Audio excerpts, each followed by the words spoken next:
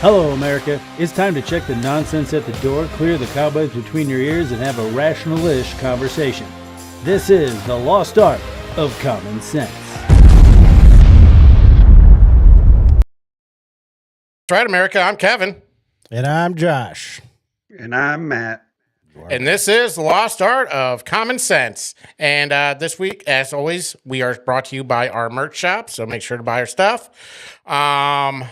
It's also good. So all our shirts are awesome. So make sure you buy our stuff. Yeah, buy the stuff. Buy the stuff. This week we have a special guest. We have Dr. Chase Spears joining us. So we're really excited to have him on and get to know him and talk to him and ask him a few questions. All right, so let's bring him on. Welcome, sir. What's going on? How's it going? Life is good. How are y'all? Good. Very good. Getting over a cold, but getting by. Yeah, so if you hear Josh cough, it might happen. I'll try to hit my mute button instead of turning off my headphones and just coughing extremely loud in the microphone like I did to Kevin earlier. Yeah, so hopefully that does not happen. I can time the guest here because I don't have a descriptor under my name here. I feel like I should have something like it occasionally does something to fit in. Or you could even put does more than Kevin and it would still be basically accurate. that is pretty accurate for this, so don't worry. Yeah, very much. Chase, can you just tell us a little about yourself? And I'd like to know about your show, Finding Your Spine as well, if you can kind of describe what you talk about there and everything there. So I'd love to. Yeah, thanks so much for the opportunity. It's great to be with you, gentlemen. And I, among other things that I do, is the Finding Your Spine podcast, which you can find anywhere that you listen to podcasts, as well as on YouTube. And it's just a joy to do that. I started doing it roughly about a year ago in partnership with the Herzog Foundation in Smithville, Missouri, which is just a national powerhouse for Christian education. But my podcast is not necessarily about education. It's about moral courage. And I found over the years in the Army, I was a 20-year Army guy, and I found that physical courage is not something that's necessarily in short supply in the armed forces. I mean, we are used to doing things like jumping out of airplanes and running to the rifle ranges and running to the sound of the gun. I mean, that's what we do. We take it for granted. That's the job that we signed up for. But I found over my last few years in the Army that there was a much more severe lack of moral courage. Fewer people were willing to stand up to something that they knew to be wrong when it could cost them social status or it could cost them standing. And I found that really interesting because these are people who would literally jump on a grenade and not think anything about giving up their physical life, but they were terrified of something like losing their status. And so out of that angst, my last few years on active duty, I started telling people, look, you need to find your spine. You say you believe in truth. You say you want to defend righteousness. You say you want to defend our country, our Constitution, our way of life. And you're afraid of what someone thinks of you. You need to spine up.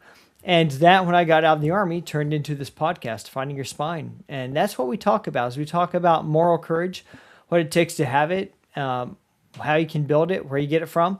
And I believe it's not something so much that you necessarily get out of a book, though it can be trained.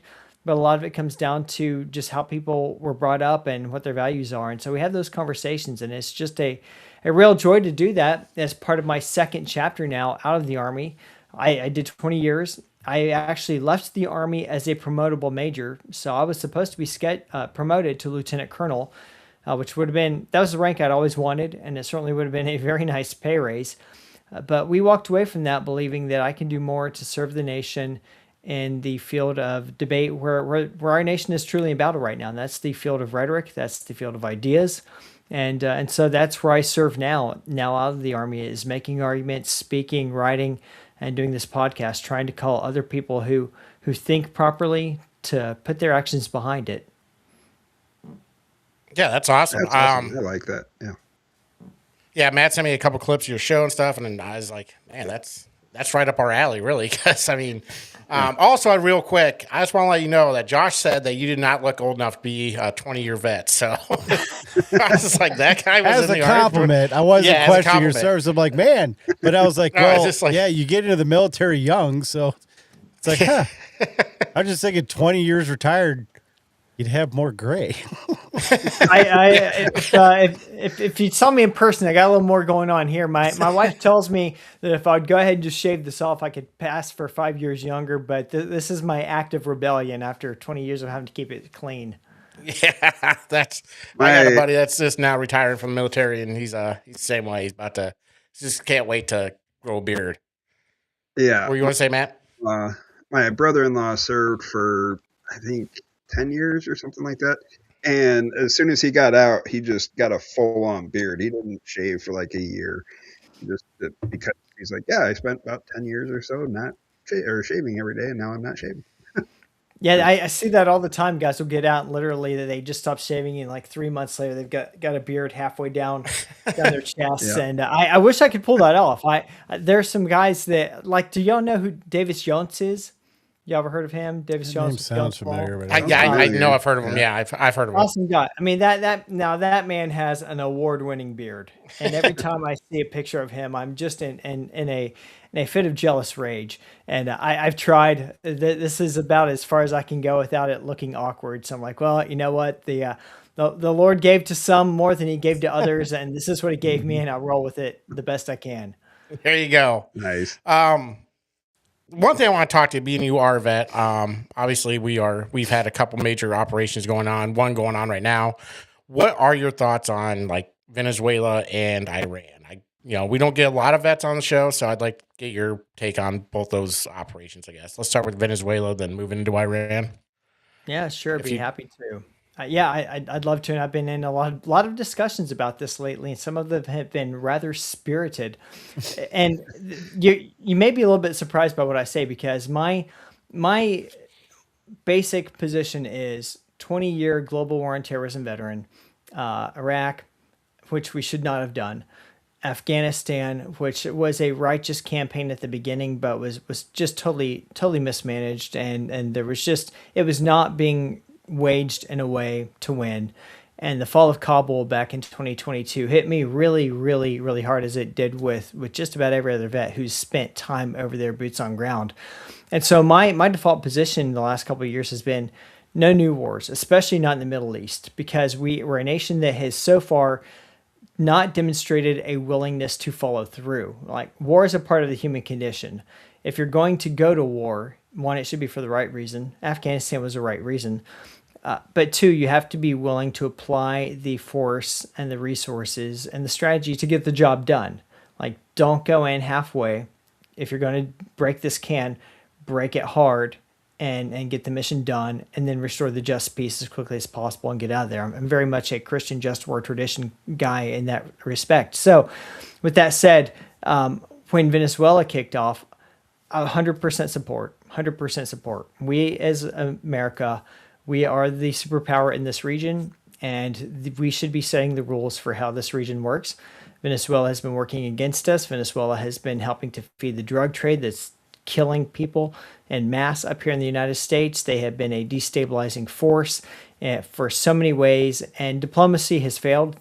Maduro showed he was not interested in working with us at all. I mean, he literally dared the president of the United States, come get me. Okay, you asked for it, you got it.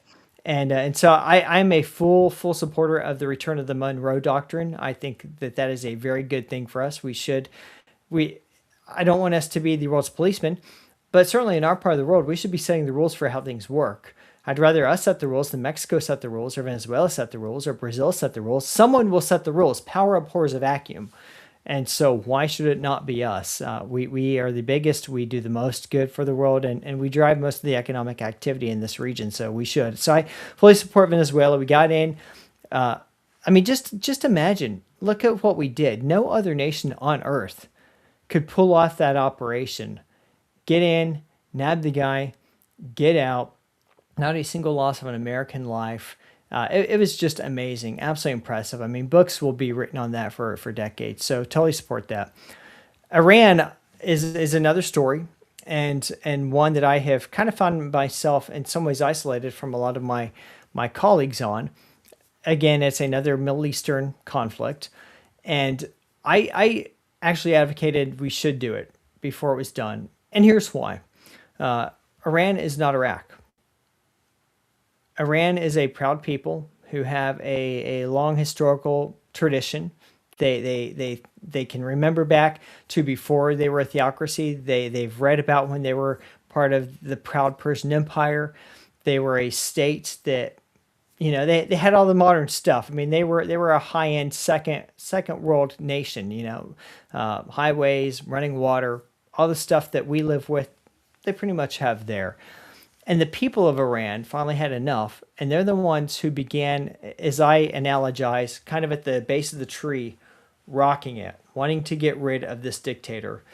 And my position all along was they need someone to come, tie a rope to the top of that tree, and help give it some tugs and let them finish the job at ground level. And so far, that's what we're doing. I mean, we're not putting boots on ground currently, and I don't want to see American boots on ground. But we are doing what we need to do to devastate the Iranian military's ability to make war against its own people, because that's what it's been doing. That's what rogue militaries do. That's what the IRCG has been doing, is just slaughtering the Iranian people who are just saying, we don't want to be run by an Ayatollah anymore. And the murderous Ayatollah proved that he is a murderous Ayatollah, and he is rightfully meeting his colleagues in hell at this point in time, and I am very glad of that. That's a good thing. And so with that said, we have to make sure that we have a strategic end state. What does this look like? We can't go over there forever. This is incredibly expensive, and I don't want boots on ground. But at the current level, the current things that we're doing, I am supportive. But I will acknowledge that there's kind of a split among the global war on terrorism veteran community on this. There are a lot of folks who share my perspectives on it, who say this is an opportunity, it's kind of a once in a lifetime opportunity to get rid of a rogue regime that's been murdering Americans for nearly 5 decades. And I have scar tissue on that. I've stood ramp ceremony and watched the body bags go by to get on the helicopters, knowing that there were Iranian fingerprints on the weapons that killed these soldiers. Yeah, I do want revenge. I don't want to hand this off to my kids and my grandkids. And that's what the generations before mine have done. And if we have an opportunity to mop this up, I want to mop it up here and now. But I acknowledge there are a lot of my colleagues, people I respect, who think very differently on this and say, oh, this is just another Middle Eastern war. What does it benefit us to get rid of Iran, the Ayatollah? And there are good, well-meaning arguments on both sides, but that's where I fall. I'm on your side. I'm on that side because I think that, the Ayatollahs are just, they were merciless and they're fanatics. And they cared very little of human life other than if you believe what they believe, then you're good. If you didn't, they could care less. They could kill you or not. That was basically their whole way of running things. And I got to ask a question because I think me and Josh talked about this and Matt a few times about the way Venezuela happened, then Iran happened. Do you think this is a play on China overall, or do you think, these are two oil-bearing countries that are just happened to coincidence? I get why we rend Iran. I don't know if it was for the people. I think it was actually to stop, China getting oil. To kind of curb China more than it was to free the people of Iran. Yeah, Kevin, you bring up a great point. I don't think the humanitarian aspect of it was the major draw. And I don't think in most things that the humanitarian element should be the primary draw. It should be a piece of it, but it can't be the sole thing. There has to be a connection to what is the overall what does that do for our security in our nation? And so how did President Trump make his decision about Iran and Venezuela so quickly? Were they connected? I don't know, but I will theorize. I'll make some assumptions and say, look, these are two nations that have significant influence and that were doing significant things across their parts of the world, and they also happen to be allied with China. And make no mistake about it, China wants to be the world's leading superpower. They view themselves in the next couple of centuries as completely replacing America and China being the global hegemon. and they're working aggressively to it. We in America, we can't hardly think beyond 2 and 4 year election cycles. The Sadly. Sadly, the Chinese mind is thinking centuries out. Like they're planting trees now that they know they won't sit under the shade of. And so that's what they're doing. And they've been making relationships and buying access. And Venezuela was one of their major allies right here in our region. Iran was one of their biggest allies in the Middle East, which is a threat to our some of the allies that we have over there, like Israel and Jordan and other nations that we're trying to help bring some calm to. So the number of wars over there will hopefully decrease over the rest of our time. So yeah, this is a punch to China. It absolutely is a punch to China because now China is losing access in both of those nations. Was that the overall intent? I don't know, but I think President Trump certainly weighed that. I think that's on his mind, and I certainly think that's part of his strategy. Yeah. I think it would have to be. I'm sure there's multiple reasons. Obviously, you don't just go into a region to bomb the crap out of somebody to just for the oil or just that'd be. I mean, I don't know. Maybe we have before, probably, but I don't think that's the way I don't think that's the way he's running it. I think it is for multiple reasons. I think humanitarian, get the Ayatollahs out of there, obviously, because they're a danger to not only their own people but Americans as well.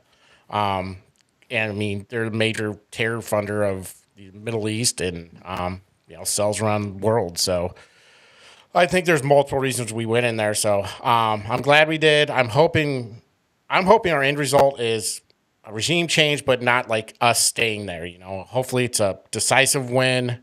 We get out. We let the country build itself back up. We don't take part in that. I think that's the way to do it. What are your thoughts on what should the end goal be in your mind? What would you like to see happen?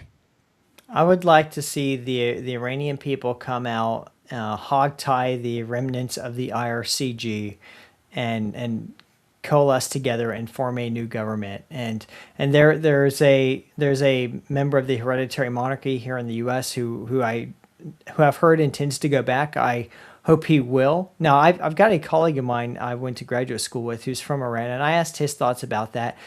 And he's somewhat circumspect about it. He's a little less optimistic than I am, and so I don't want to overstep what I don't know because he obviously knows it better than I do. But my desired end state is the Ayatollahs are no longer in power, and Iran is under a new government that is willing to be open to the U.S., is willing to not try to be destroying Israel, and that is not funding terror operations worldwide. Now, is it going to look like a Jeffersonian democracy? No, and it shouldn't, because that whole part of the world does not get that. And we need to get out of this silly idea of that we're going to make Middle Eastern countries that have nothing in common with us culturally to govern like we do. So it's not going to look like us, but a government that we can work with that's not actively slaughtering people around the globe. That's what I want to see, a productive Iran that we can work with, where Christians can worship openly and that's not expending state level resources to murder around the world. That's what I want. Yeah, absolutely. Josh, I'm going to let you guys always say I hog the show, so I'm going to let you guys, if you guys have anything to say, would you like to? Well, I did have it kind of goes into your next question about being apolitical in the military, but I think one of and I'm not a military expert at all, obviously, but, the 20-year war that we just got out of, the way we left Afghanistan, and it seems like really since World War II, that was back. Now, granted, the country was united and we had a goal. It seemed like war kind of got political and politicians got in the way, and that's what, I feel like since World War II, there isn't a military on the planet that can match us.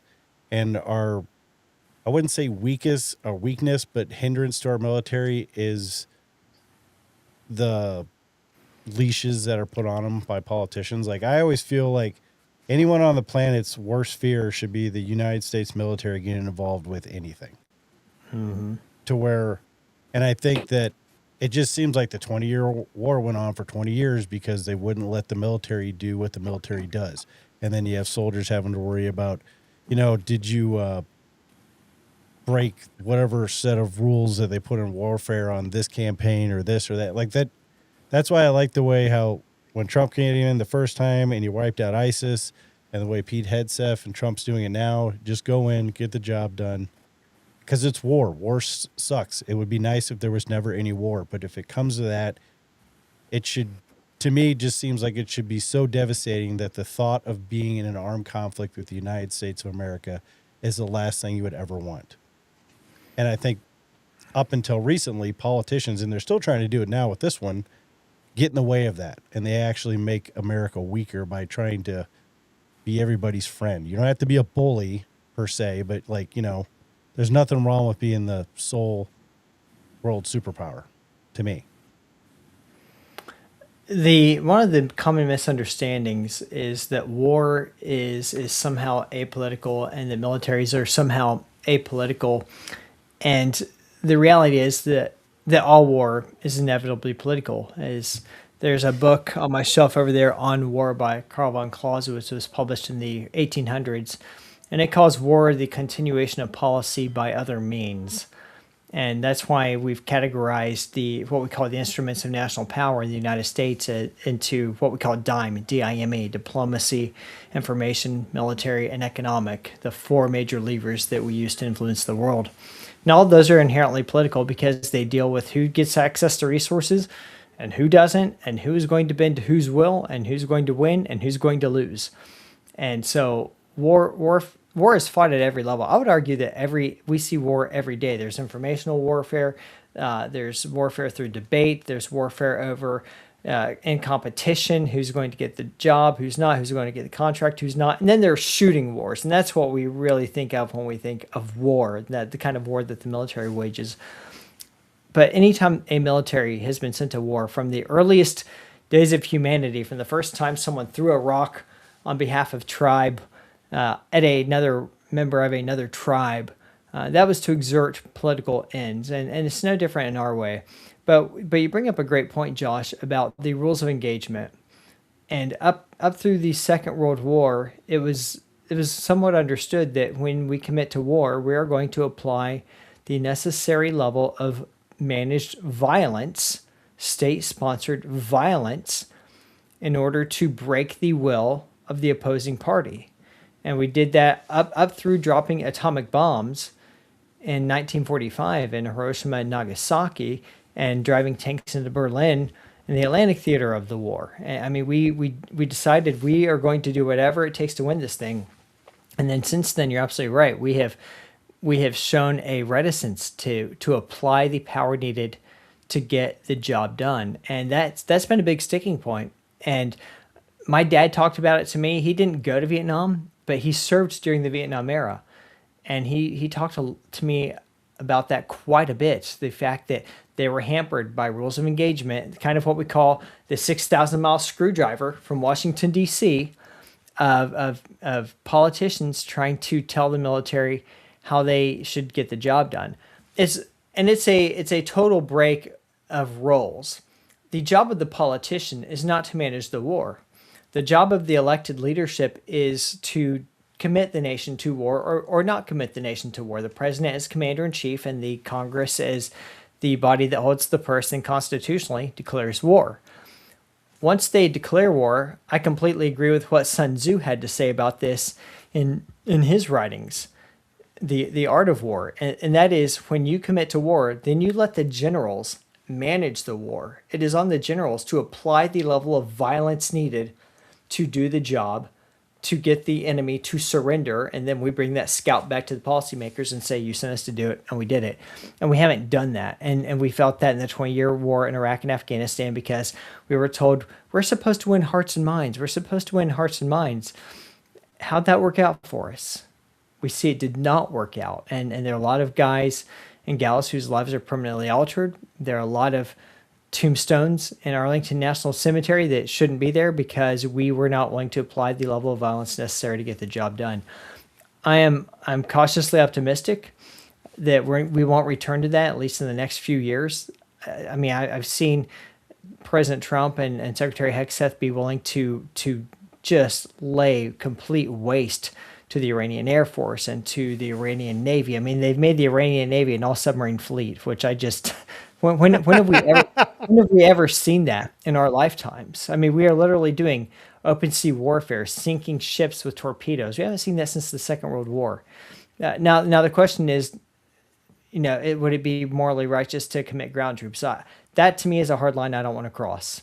Like this needs to be the deal that I supported was we break the ability of the Iranian military to make war on its own people, and therefore its own people can do what they need to do to restore order in their streets. And that's what President Trump said when he committed forces for this aerial and naval campaign at the very beginning of it's up to the Iranian people. We're just going to give them the time and space to get it done.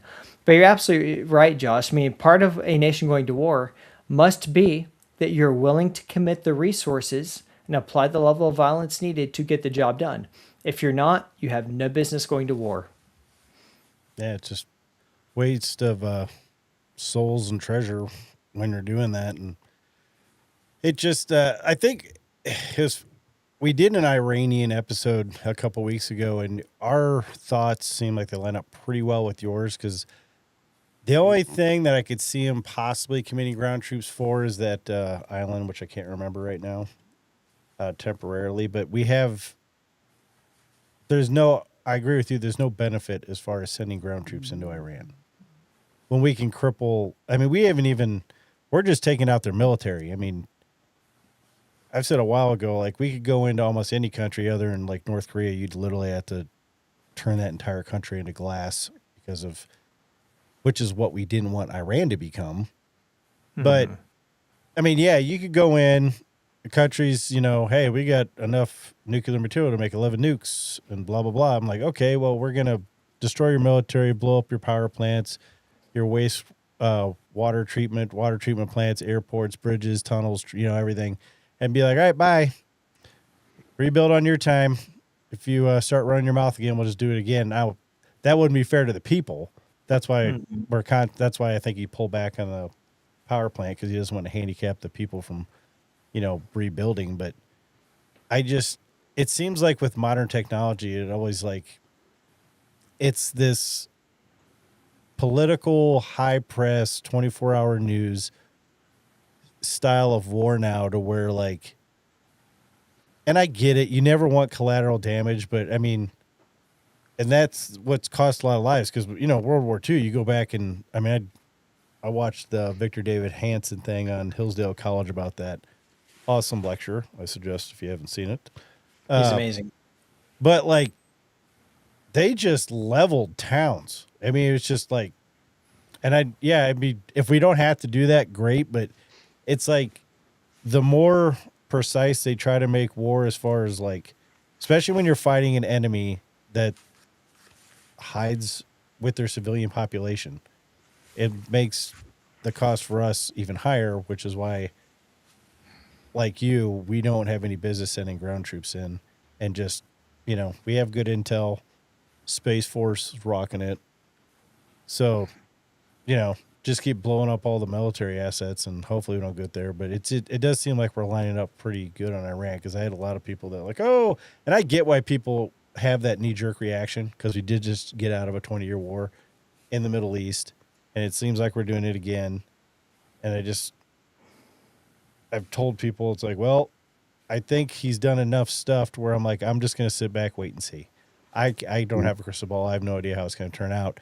I just know how he has done things, what he said he was and wasn't going to do. He tries to hold to what he said he's going to do, and just give him the time to see how it kind of pans out. And hopefully so far it's worked out pretty good. So hopefully, the gamble pays off. But I don't know. That's my ramblings about it.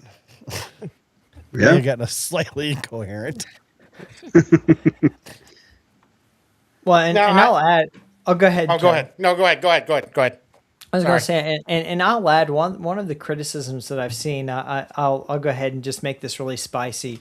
So I've seen a lot of people who are critics, not all, but a lot of people who are critics of the war come out and say, oh, look, we're Israel stooges again. This is just a war for Israel. Israel is driving the boat. Israel, Israel, Israel, and all the problems in the world, begin and end in Israel. Which I just find a reprehensible line of rhetoric. I mean, yes, of course, Israel has an interest in this. We're allied with them in it, and yes, they're a nation that daily faces existential threat from multiple neighbors of theirs, Iran being the primary one. So yes, of course, they want that regime gone because that regime had committed itself for decades to the complete annihilation of that state. But we need not to forget Iran has the blood of Americans on its hand, not the Iranian people, but the current regime. They have made no bones about their contempt of America. I mean, they have called us the great Satan. They have said one of their goals is to overthrow the United States. They have murdered Americans wantonly, and not just Americans, other people groups around the world. This is a global menace. Now, I don't want to paint this like a Hallmark card and say if we get rid of the regime and the people of Iran take over and stabilize their country, everything is fixed and we're no longer a post-Genesis 3, sin-cursed world. No, it's not all lollipops and candy bars after that.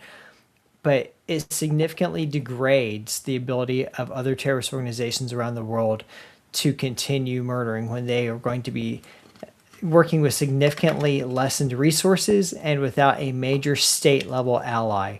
This to me is one of those things of I don't want to pass another major problem down to my kids. We're passing enough as it is. I mean, we are passing enough problems to our kids as it is. Our last couple of generations, frankly, gentlemen, kind of the greatest generation seemed to begat the worst. And it's just been, kick the can down the road, kick the can down the road, kick the can down the road. Our kids will handle it. I don't want to lay on my deathbed one day and say, yeah, we just figured y'all would handle it. This is our time. If there's something we can do to make things better, we need to get after it. And sometimes that means you have to break some things. Yeah, absolutely. I agree with you about the whole Israel thing. I think it's ridiculous that somebody would think that we're Israel stooges, that we're doing this just for Israel. That's just... It's lazy thinking, and it's basically it's just a bigoted way of thought. So, I mean, we did this for multiple reasons. We didn't do this for Israel. We did this for us. Let's not mix things up. But President Trump is America first, and I think I don't think he would do this for another nation unless, of course, if Iran went after Israel, because they are allies, but this wasn't because of that. This is because Iran's just a major threat in the world, so, as you said. So somebody has to do this. We can't just keep, like you said, keep kicking it down the road. That's not a good strategy. It's never been a good strategy.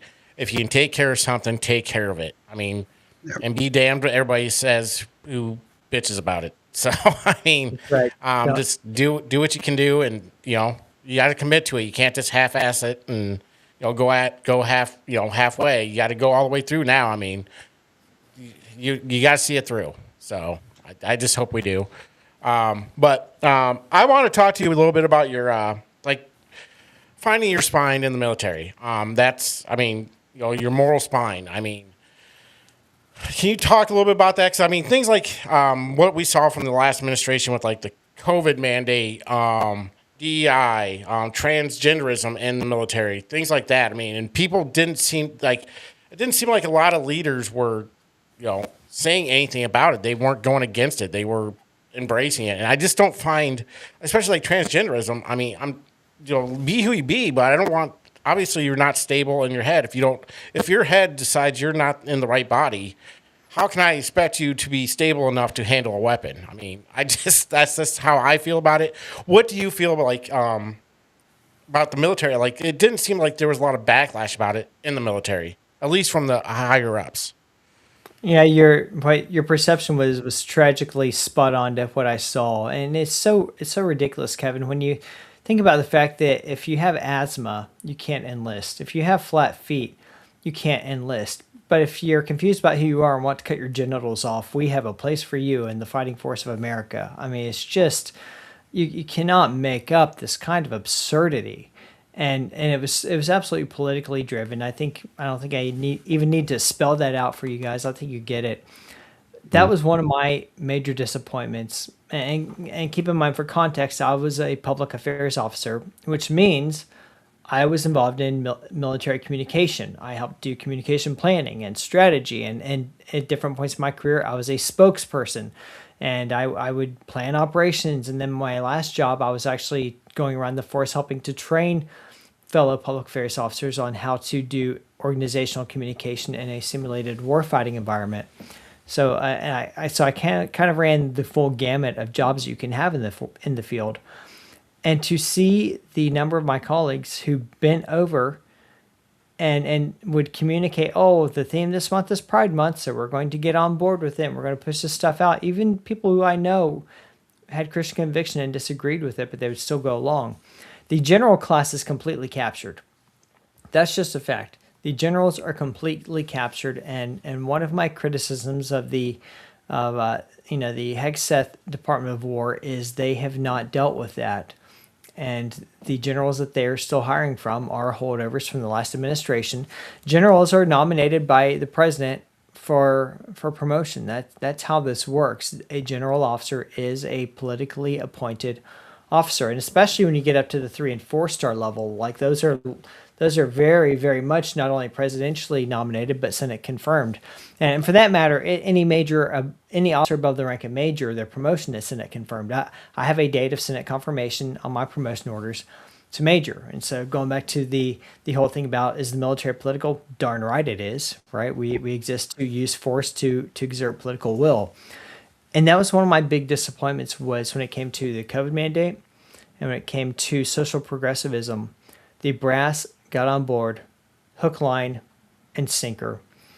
I did not see a single officer above the rank of colonel, and I only saw one at the rank of colonel, stand up and say no over the COVID mandate.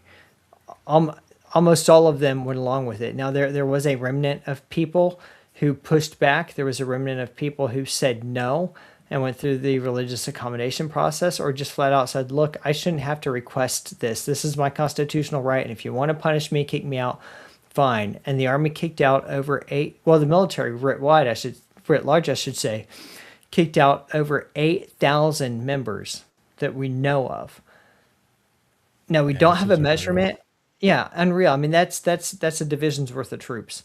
Yeah. What we don't have numbers on are the number of people like myself who said, I'm done, and walked away. And that was most certainly in the tens of thousands.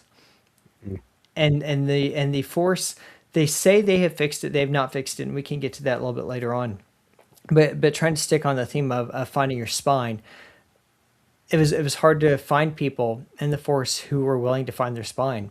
There was, and still in a large part remains, such a spiral of silence in the ranks that if you're a Christian, if you're conservative, constitutionally minded, that you need to keep that to yourself, because there is still this progressive left-wing orthodoxy among the senior officers who view the Trump administration as merely a speed bump that will be overcome in the next election, and then the force will be able to get back to what it considers normal, which is perpetuating the Obama agenda that these guys rode up to their promotions. And that was one of my anchor points. And it was, frankly, my last few years in the force were very lonely, because if you speak up, you're very much isolated. You're very much stigmatized. And I was no activist. I was not loud. I was not rambunctious. I was not trying to lead a revolution. But I was not going to see 4 lights in front of me and say there are 5. Going back to that old Star Trek episode. Yeah, I know what you're talking about. I'm not, as Alexander Solzhenitsyn said, let the light come, but not through me. And that was really the genesis for why we started the podcast, because I saw people who would literally stand in a formation and carry a rifle to a battlefield for God and country. But they wouldn't tell a supervisor, no, I'm not going to look at that man on stage wearing a dress and call him a she. I'm not going to do it. And we have a serious problem with moral courage in the force. And if you will not defend the idea that is America, then what good are you for in the force? You're a danger in the force. Well, I think it shows. Well, like with the general class, I mean, that's all self-preservation. I mean, it's not about the country. It's not about the military. It's not about readiness. It's about keeping their job. Like, what was his name? The guy who was like, I want to learn about what rage. Mark Milley. Mark. Oh yeah, Milley. Millie. Yeah. I mean, that guy should have been fired a long time ago, but I don't know why they don't clean house now. Cause like, and they said it's a rot from the inside. It needs to be reset and redone. And that's one thing that we would like to see more from, draining the swamp or whatever. But like, especially in the military should be untouchable, and none of this political stuff should be in there at all. We always want our best and brightest, and encouraging mental illness, and then saying, "Oh yeah, we have readiness," even though some generals were even seemed like they were backpedaling, like, "Well, it's a lot better now from outsiders' perspective as far as us looking in, but it just, man, it was." I mean, I could see it being hard to serve under people like that, because there's no way I could look at somebody like that and be like, this person has my back. They don't. They have their back. They have their position, and that's the way they acted. And then they would literally kick people out of the military because you're not following whatever crazy things going on, and it was very disappointing. Most of the people who I knew who were good people who had their 20 years at that point in time, they got out. We had a mass exodus from the public affairs force about 4 years ago of people who just were sick of it, and and the public affairs force is generally a left-leaning force because we kind of mirror public relations and journalism in that way. But the best ones got out, and most of my colleagues who are still in, to a T, almost every single one of them are just hanging on to try to get their last 2, 3, 4 years in, because they've given so much, and it's a great deal to walk away from. But to a T, pretty much, I can only think of one exception to this right now, of people who I know, who I still trust, who are willing to stay beyond their 20. I mean, every one of them that I know is literally counting down the days, even under the current administration, because they know that if the White House changes hands and we get another horribly left-wing SEC war and SEC Army and SEC of all the services, they know to go back lightning fast. And to Texas credit, several generals have been dismissed one way or another. Some of them by being outright fired. There's been a handful that have been, like the inspector generals, the JAGs of the services, and those were good fires. But and some have just been invited to go ahead and retire, like Lieutenant General Deanna Burt from the Space Force. She was just a horrible, horrible person and needed to go. People like the Lieutenant General Beagle, who used to command the Combined Arms Center at Fort Leavenworth, just up the road from me. He was invited to retire. He was not nominated for his 4th star, and so he retired early. That was a good let go. And there are several others like that. But we need a lot more. And I've made this argument to people in high-level Pentagon offices, and they're not unaware of the problem, but their concern that has been expressed to me is, well, who do you get to then run the force if you get rid of all these generals? Who do you, because it takes years to create a general. Well, that's the problem. It shouldn't take years to create a general. Our winning warfighting generals over the most of our history did not need a 32-year run-up to get into that rank. Most of them were commissioned in as lieutenants, and due to battlefield prowess and proven leadership capability, within just a couple of years, they were commanding divisions and corps and leading armies. But think about this: the talent management system that we have today in the Army would not have allowed Ulysses S. Grant to get anywhere near Corps Command until the 1880s. And then, for context, the Civil War ended in 1865, right? Yeah. And so that's a problem. We need to stop looking at, well, it takes 30-some years to build a general. No, it takes 30-some years to build a bureaucrat. But men who are meant to be generals, they're meant to be generals, and it shows. Yeah, you can find a leader. You can always find a leader. And it's not always about experience. It's about the willingness to make the hard decisions, the willingness to do what is morally sound and what needs to be done. I mean, that's all I want from our military. Do what needs to be done, get the job done, get out, or whatever. Whatever we're doing.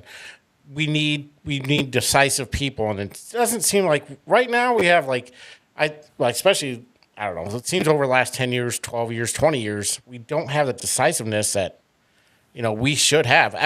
Even since from World War II, we don't have the decisive people to make the decisive actions or the decisive leaders to set a goal, an end goal. It's just, let's just fight and see what happens. That's what seemed like was a strategy there for a long time. And it's because the military corporatized after World War II. So you have to understand historically, the American tradition was we don't want large standing armies because our ancestors came from Europe and they knew the basic truth that at the end of the day, large standing forces will find a problem to solve. And that often means they look to the people they're supposed to serve to become the problem for them to solve. And it was understood that free peoples are not going to remain free if they have a large standing domestic army standing among them. And so the idea was that's why we have a local militia system in the Constitution. And then when you go to war, that's the backbone from which you build a national army. You raise that thing, you make it big, you train it, you go to war, you get the job done, you come home, you take rifles, you turn in uniforms, everyone goes back to the farm, and you just keep like a small force to keep the lights on to be ready to train the army again should you need to build it again. And so when you look at the numbers of people in the army, every time there's a major war, spikes. War ends, collapses. And it's a roller coaster.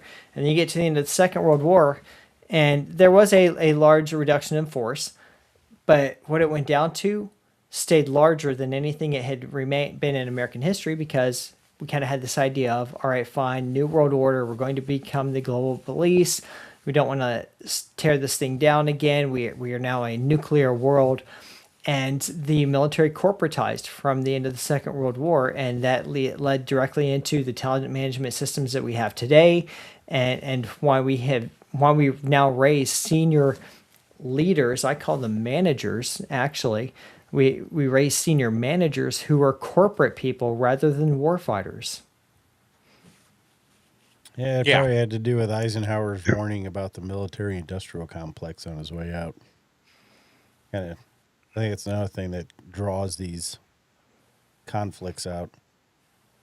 Oh, yeah. Oh, absolutely. I remember when Afghanistan ended, I told my wife, I said, babe, you just wait. Give it 2 years and there will be another major war somewhere, because the people who have been propping up the property values in Crystal City, Virginia, which is right next door to the Pentagon, are not about to watch their stock prices go down. I promise you there will be another war somewhere. It will be arranged. And then we got Hamas and Ukraine. So we got two for the price of one. And so that is a big issue. I mean, Eisenhower nailed it on the head. And his original wording was actually the military-industrial congressional complex. He deleted that last word out of optical concerns, because he was delivering the speech to Congress. Right. And so, smart man, and he was trying to think of how he would get that point driven home without completely alienating the audience that he was hoping to convince. And probably a wise call, but the first descriptor was accurate as well, because we had no congressman wants to do anything that would reduce military spending in their district, because every district in some way benefits from the federal dollars. And so that's another major problem is congressmen don't look at it constitutionally anymore. They look at it from the perspective of how much dollars are being driven to my district through this complex, and how can we keep it going? Yeah. Well, and I work at a complex as a contractor, so I may benefit from some of that stuff. But I was just wondering too, just curious, talking about our pullout from Afghanistan. Bagram. Why? would we leave all of that equipment, munitions, all of that? I mean, to me, it seems like if you're, I know they try to, oh, it's more expensive to get it over here. Why would we not blow it up if we were going to do that? Was it just pure incompetence, or I mean, Yeah, that was such a reckless thing to do, and I suspect I don't have 100% fidelity on this, but I suspect a lot of that came down to how hastily the order was given to move out. So President Biden wanted to be able to make the speech on the 20th anniversary of 9/11 that he was the president that got us out of Afghanistan and concluded the global war on terrorism. That was what he wanted, and everything was driven by that date. And so he pushed, or he or whoever ran the auto pin at that point in time, pushed that this will be over by this point in time. Well, it takes time to move all that materiel. I mean, Afghanistan, they spent 20 years moving all that gear into Afghanistan. So you're not going to move it back out in 90 days. There's only, you can't move this stuff out over road and get it to ports. Most of the stuff came in through the air, and there just is not enough strategic airlift, and there aren't even enough runways in Afghanistan if you had the strategic airlift available to get all that stuff moved in such a short period of time. And so the brass had to make decisions about what stays behind and what goes, but they absolutely should not have left weapons. They should not have left attack helicopters. They should not have left ammunition. I mean, that is just the height of insanity. And what I think is totally unforgivable on the part of the brass, who, again, they were put in a really hard place because the White House is directing you will have this done by then, which was just an absolutely immoral call to make. But where I fought the brass is closing down Bagram, which was a secure base that had, where we controlled the runway, we controlled the apron, we controlled the perimeter around the base. That was our real estate, and it was out in the country away from things. And we just one day we're out of there, turned the lights off, walked away, didn't even tell the Afghans we were working with who were doing it. We were just gone, and decided we were going to do our final evacuation out of Hamid Karzai International Airport, which is in downtown Kabul. We don't control the ground. We don't control the runway. We don't control the ramp. We certainly don't control the buildings around us. I mean, the enemy owns the high ground around us in every direction. That was utter insanity. I want to know who made that call. Whoever made that call needs to be brought out publicly, tied to a stake, and just horsewhipped. It was just absolutely setting up I agree. a circus. And whoever made that call, we need to know who that was. And I don't know who it was. I don't. Yeah, I don't know why you wouldn't leave from Bagram, and then if you were going to leave all that stuff, I don't know, maybe leave a couple Moabs behind.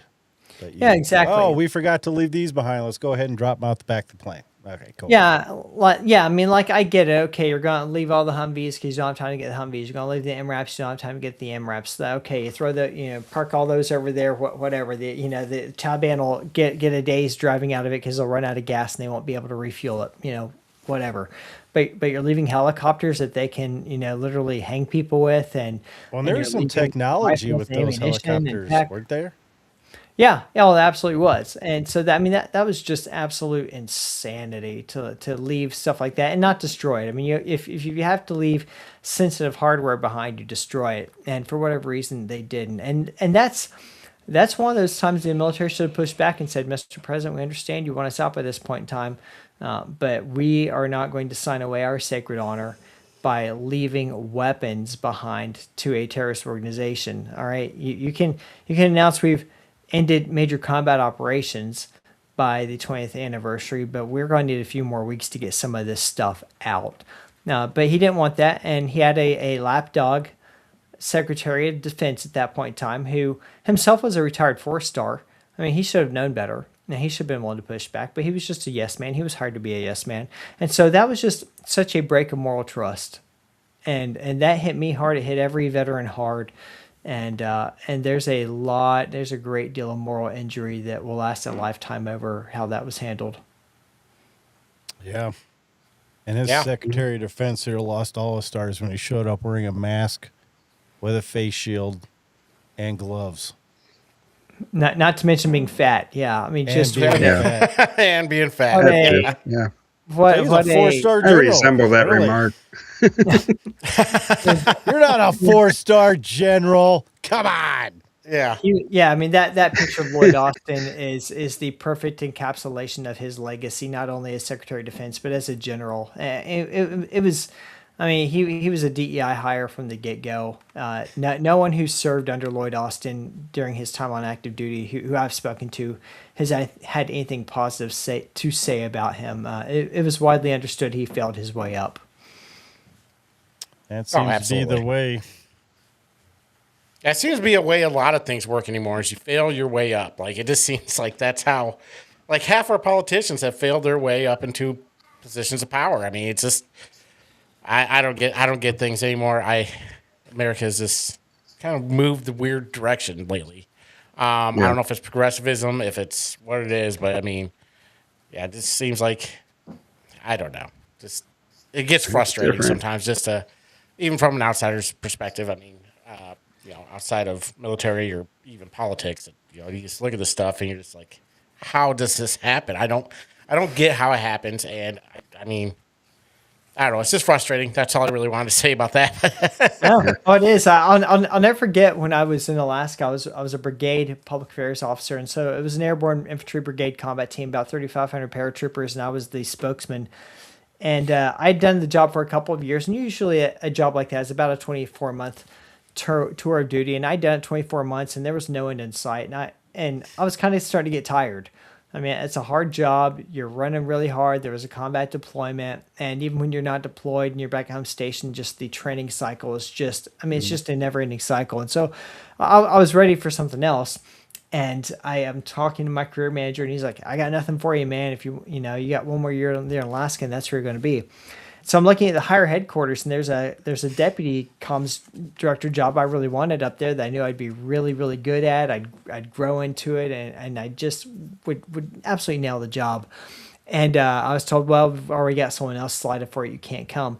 But then I'd go up to the building sometimes for meetings, and I would see colleagues of mine from the brigade in different offices up there. I'm like, what are you doing up here? Oh, yeah, man, I got this great job, blah, blah, blah, blah, blah. And they're talking like they've hit the lottery. And then later on, I ended up being hired up there. My 3 years at the brigade ended, and I was asked to come up there rather than leave Alaska. And I was very happy to do that. It was the job I'd wanted all along. And I found out the backstory was, no, a lot of these guys got fired down at the battalion, down at the brigade. And well, they had to go sit somewhere. So they basically had this made up job up there. And I'm like, oh, so if I would have just been incapable of doing my job, I could have got up here quicker. yeah. And that's something. Yeah. Like in the you live, you learn. Yeah. Stuff like that. Do you find that, I mean, has DEI made it into the military? Stuff like that, where people, stuff, Is it as prominent as what we're being told, or is it even more prominent than what we're being told? More prominent than what you're being told. It's more prominent than what you're being told, and that did not start with Obama. I mean, that I could smell that out in 2003 when I first joined, and so that, as a matter of fact, one of the things that is not widely reported in the news, but it's not a secret to those in the ranks that when there are promotion boards held for senior non-commissioned officers and officers, at the end of that board, they rack and stack and say, okay, we had this many men and this many women and this many of that ethnicity and this many of that ethnicity, and then they weigh it against a chart of what the general U.S. population is and how many and what the population of the military is. All right, has this many men, this many women, this ethnicity, that ethnicity, this religion, that religion, and if the promotion board results that again are supposed to be based on merit do not match the trends of the general population, that they go in and re-rack and restack, and some people fall off the list and some people get added to the list who didn't make it. That was widely known for my entire career. It's not talked about, but it was known. It's openly admitted. And so, yeah, DEI has been a major factor the entirety of my career. It picked up during the Biden era. And I mean, it really started picking up during the Obama era. It really accelerated even further with the Biden era. But everything that you hear about it it's worse. And a lot of people think, well, because we have this awesome sec war in there now who said, we're done with this stuff, and that we are truly done with it. And he's written all the memorandums, but getting people to actually follow the memorandums and changing the culture, that's an entirely different ball game. And so there is a tremendous amount of malicious compliance. There's a tremendous amount of people who are deliberately slow walking changes to try to preserve DEI. And for instance, all these DEI offices that were set up during the Biden administration, technically on paper they've gone away, but the people who ran them did not go away. They're still in the military's employ. They've had their job titles changed, and they've been merged into HR departments and this department and that department. So they're still there. There's still sleeper cells all throughout the force who are still pushing this stuff. It's kind of on the down low now. I was wondering, because this DAI, progressive liberalism, whatever, actually liberalism back in the day really wasn't that bad of a thing, but that thing's been hijacked. We've talked about it before with Bernie Besmanoff or something like that, with the subversion campaign that's been going on since about the 60s, which is why I think the entire country keeps slowly marching left. And then when Republicans are in power, they do nothing. But because when the way you were talking about this is going to be one of my 15 compounded multi-point questions. 15 questions. But no, okay, so you're talking about the generals, and a lot of these are bureaucrats, and it kind of gets, is there subversion going on in the military, like on the American populace? And then one of the concerns you're talking about the generals is like how they're waiting for another left-wing president to come in so they can get back to this. Well, it kind of makes me feel like some of the people in the brass or something like that, it's like, well, if it came down to it, because everyone's like, well, then you have left-wing politicians coming out, well, the military doesn't have to do what Trump says. It looks like they're building toward a conflict between executive, the commander-in-chief and the military. And I'm just wondering if there's been any signs like that in the military as far as like that or like subversion campaigns that are kind of leeching their way into the military. Well, there are certain members of Congress who absolutely want that, who've been pushing for it. I mean, Mark Kelly, golly, he has just been beating that drum. Several other members of Congress have been beating that drum, even to the point now of trying to bait general officers who are there testifying before the Senate Armed Services Committee. I saw just the other day where there was a clip. I can't remember which general it was, but he was being berated by, senator from Massachusetts. Trump calls her Pocahontas. Elizabeth Warren. Elizabeth Warren. Yeah, and she was trying to bait him into saying that there were orders that were given that were illegal. And of course, he wasn't taking the bait, but she was pushing hard and trying hard. So far, that has not worked under this administration. I do think there is enough of a remnant of the brass who understand that, hey, if you want to come out and openly criticize this president and openly work against him, he's not hesitant about removing you. I think they see that, and just like they wanted to protect their careers under Biden, they still want to protect their careers also under Trump. And so it has not been effective. Now, going back to the first Trump campaign, there were signs that it was happening, and that was primarily driven by Mark Milley, and he was just braggadocious about it. And he's gone now, and his successors are nowhere near as as out there as he is about broadcasting their opposition to the president. And I mean, we've got a good chairman of the Joint Chiefs in now, General Kane, who is completely aligned with the administration, as a general should be, right? That's you work for the president. So fortunately, it's not taken hold, and the troops are seeing through it in general. I mean, there are progressive troops in the force. There are some communists in the force. That's something I've done a lot of work on, and I'm going to continue to sound that bell because that's a danger. But the force writ large right now is not taking the bait on this whole illegal orders stunt. And I'm glad to see that there's been pushback against that, because that's all that is. It's a stunt, and it's designed to try to create the conditions for a constitutional crisis, and there's no need for one. If anything, I'm for the first time in many years seeing the orders giving to the military finally being much more closely aligned to the law than I have in a while. Oh, and I think Millie should be in prison. Yeah, I agree. That's just Yeah. me. I agree. Yeah. I don't have any more questions. Do you guys have any more questions? I've got to get off here pretty soon. So I don't know, unless Matt, you haven't said much. You got any? Not really. I just wanted to say, before the show today, I watched. I think you were on a couple months ago. Can't remember whose show it was, but you were talking about Marxism in military schools. And I just liked pretty much everything you said there. Well, yeah, it is thanks. going. I've spoken about that in a few different places, and that's been an issue where military academies and war college level institutions have tried to follow the trend of state academies and state universities, and have perpetuated a lot of that. I remember even my time at the Army's Command and General Staff College, when I was going through one of the research courses there, because I took the master's degree option while I was there, and they were talking about queer theories as one of the theories that one could pursue in their research. And I was just sitting there dumbfounded, like, why in the world are we as military professionals talking about this decrepit way of viewing the world that is completely antithetical to everything that we believe? Why would, like, no thesis written by a military officer based on queer theory should be accepted. Like, that should get you laughed out of the building. And that's still a problem.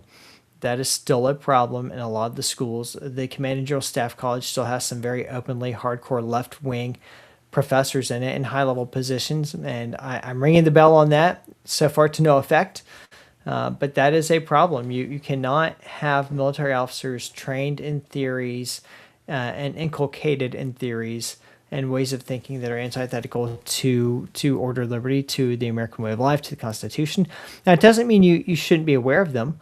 I am very well aware of the Frankfurt School. My PhD program required me to do hundreds of pages of reading a week over a period of 5 years in that stuff. I can talk it forward and backwards. I can give the history of it. I can bore you to tears on it. I understand it, but I'm not inculcated in it. I don't believe it. And there's a difference. And what Mark Milley was gaslighting about was, well, shouldn't we expect our military leaders to be well read? Well, we should. But the thing is, we're not expecting them to be well read. And in the case that he was being challenged on that there were courses that were specifically designed to encourage military officers to embrace Marxist ways of thinking. And that's entirely different than saying, hey, you need to be aware that this is one of the theories that a lot of people throw out there. Like, I know Right. Nietzsche, and I reject Nietzsche. Like, that's part of being well-rounded. And so, yeah, Marxism in military academies continues to be a pervasive problem.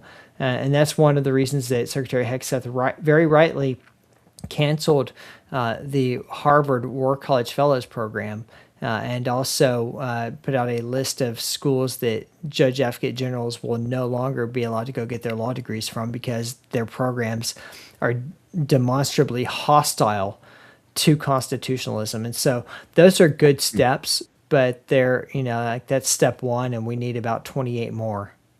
Yeah. yeah, Marxism anywhere in the military should be just outlawed. Or I mean, it's just Yeah. so 180 from what the military should be for.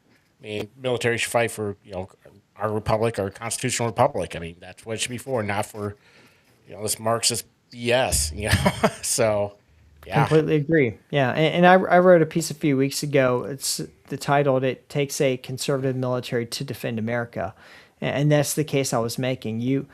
If you're going to truly defend this land, you have to believe in this land, and that requires a conservative mindset, because the base meaning of conservatism is to conserve, to preserve, to protect, perpetuate, and pass on the heritage, culture, history, of what we have and ways of life that we have and ways of law that we have to the next generation. And if you don't respect that, then how can I trust that you would potentially lay your life down for it? And the answer is I can't. Yeah, 100% agree. Yeah. Yep. Yeah. Again, do you guys have anything else before we let him go? And Josh? No, I think you've been a great informative guest. Wouldn't mind Yeah, having you back I've loved on this interview. sometime. Thank Yeah, you. you've been great. Yes, you've been great. Thank you Before for you coming on. before you do go, please let everybody know where to follow you, where to find your show, all that stuff. And I know you have a couple books out there, so if you want to promote those too, send us a link and we can put them in our show notes and our whatever. Josh, I don't know what it's called, the recap thing. I don't know. Description? I do little to nothing. It's Description. Yeah, that is a true statement. That This is a true statement. It's not just us picking on him. It's, He logs on and logs off. I'm the face. We all play a role on the team, right? That's right. right. That's Yeah. right. I'm Nothing. more of like a bat boy than anything, you know. No, I appreciate the opportunity. People can find me on LinkedIn, X, YouTube, and Substack at the handle at Dr. Chase Spears, Dr. Chase Spears. And it's not that because I have a big ego about my title, but because Chase Spears was taken by someone else on X and I wanted them to all be the same so I didn't have to give different handles for everything. So if you want to find me on any socials, I am at Dr. Chase Spears. And I'm also on YouTube. You can also find a lot of my video work. You can also look up Finding Your Spine. That podcast is available anywhere you listen to podcasts. It's also available on YouTube. If all else fails, go to my website, chasespears.com, and you can click on the podcast link, and it will take you to a page that has the links to just about everywhere you can find it.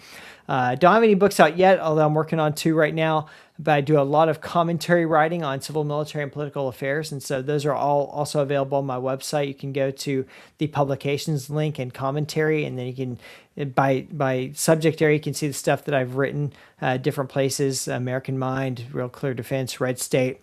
I've got a piece out today. It just ran today at the American Mind that I want people to read. I don't want to say I'm excited about it because I'm not, because it was really hard to write and it was a really sad topic. But I don't know if you gentlemen are familiar with the fact that we lost a soldier 2 weeks ago today at Old Dominion University, Lieutenant Colonel Brandon Shaw.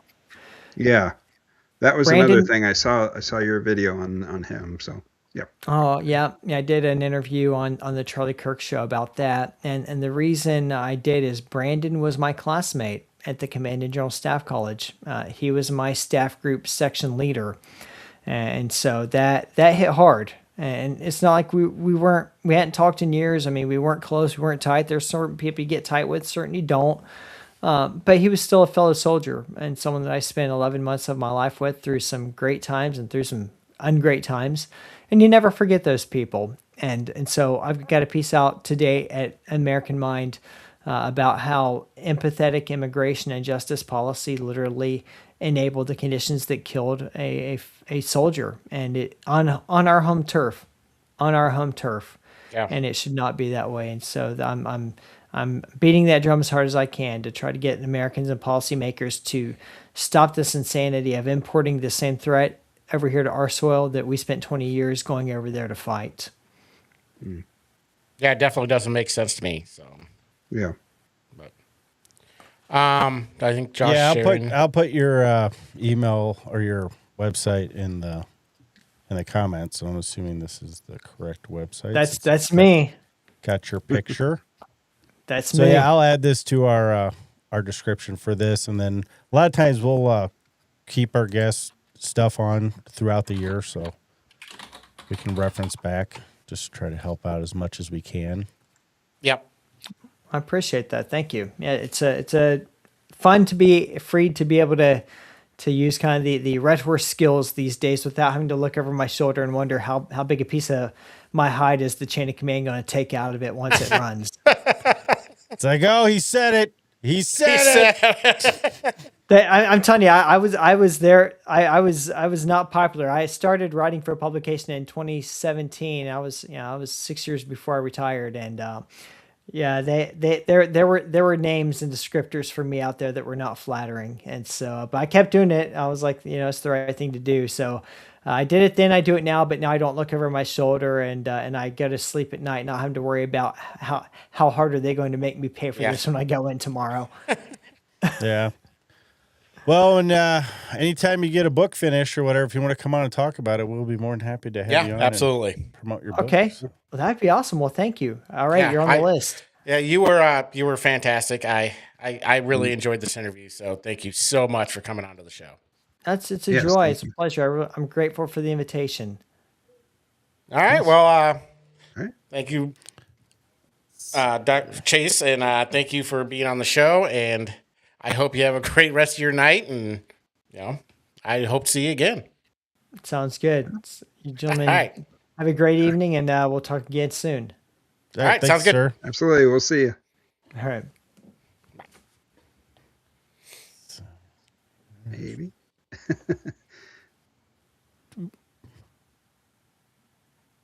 Maybe. Not sure. Technology. Good old technology. Oh, yeah. Yeah. Let's see. What you got going on here?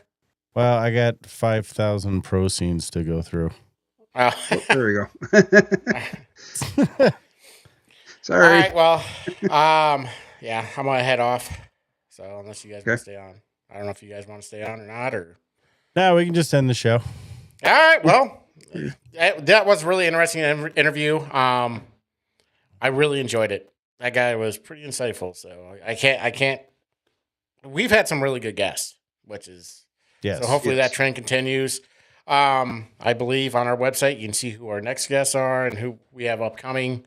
Again, if you want to be a guest, email us or direct message us. On we are one getting of our socials. fancier and more efficient about stuff. So Yeah, we can send out calendar invites now. So calendar invites, booking links. people have only been doing this it. since like 2003.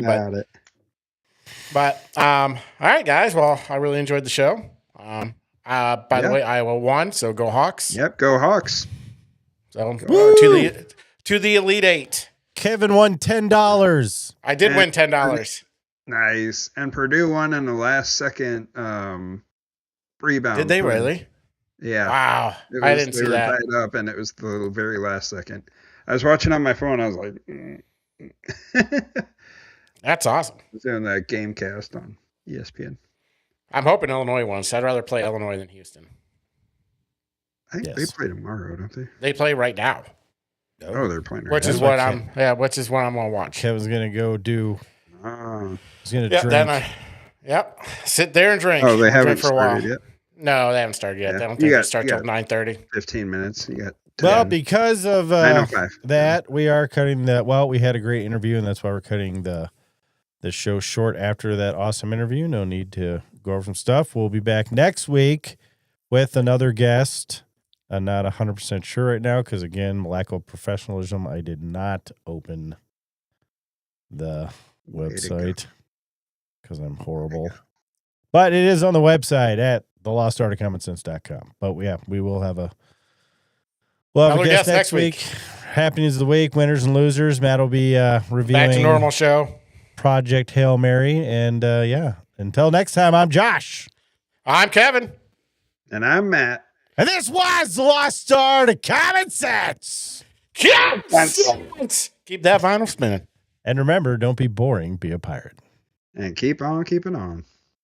Later, America. Stay classy. Put one in there. Socialism. We're all in this together. Remember, kids, socialists are retarded. Oh, yeah! America! America!